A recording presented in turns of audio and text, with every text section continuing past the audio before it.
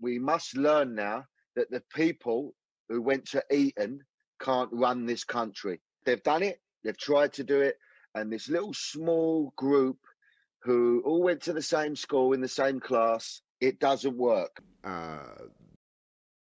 I'm not a big fan of the Oxbridge stuff because I know what it is. It's like a factory. So they all go off, they do really well, they go to Oxbridge, they then think that politics is the future for them, which is an interesting thing because I don't think that a lot of people understand what they're getting into. There are a lot of people, not necessarily Oxbridge, but I'm pretty sure a lot of them are, that go into politics because they think they're going to be Prime Minister or something very much like it.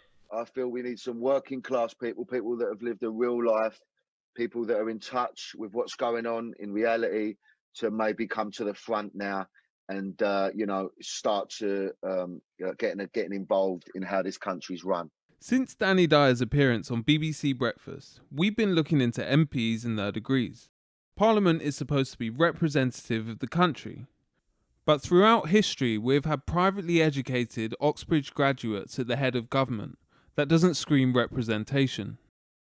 The proportion of MPs who went to university far outweighs members of the public who did. Would it benefit the country if more MPs hadn't gone to university? Royston Smith is one of 99 MPs who didn't. I don't think it's important for everyone to have a degree, and I do think it's important for MPs in general to come from various different backgrounds. So when I listen to the Marcus Rashford story about free school meals, his backstory would be, if I only had his backstory, I'd be a happy bloke. But he thinks it's a really difficult and challenging backstory, and it is, relatively.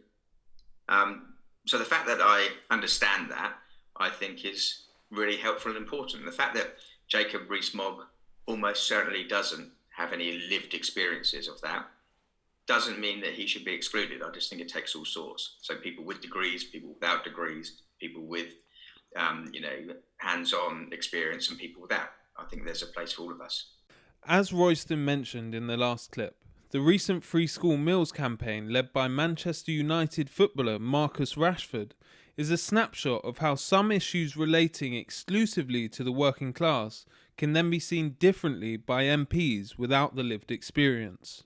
You know, my mum, she done the best she could. I remember we used to go to a shop called Pound World, and everything was under £1, and we'd sort of schedule out the week, so we'd get 7 yogurts and you can have 1 yogurt a day, and this is all going on at a time where kids should be concentrating on schoolwork, and it's just crazy to think that this is still going on at this, we're in 2020 now, and it's just something that I don't believe should be happening. You don't think this sort of buys into the theory that the Conservative government are out of touch with some of the poorer families up and down the country? No, I mean, huge effort's been made to reach out, not least with our MPs from the north as well, to make sure this levelling up programme. But I'm not. Tobias Elwood didn't answer the question that was put to him, but luckily for us, the Sutton Trust gave it a shot. Over time, the number of privately educated MPs is gradually decreasing. At the current rate, it will take almost 60 years, if an election occurs every 5 years, before the percentage of MPs who are privately educated matches that of today's general population.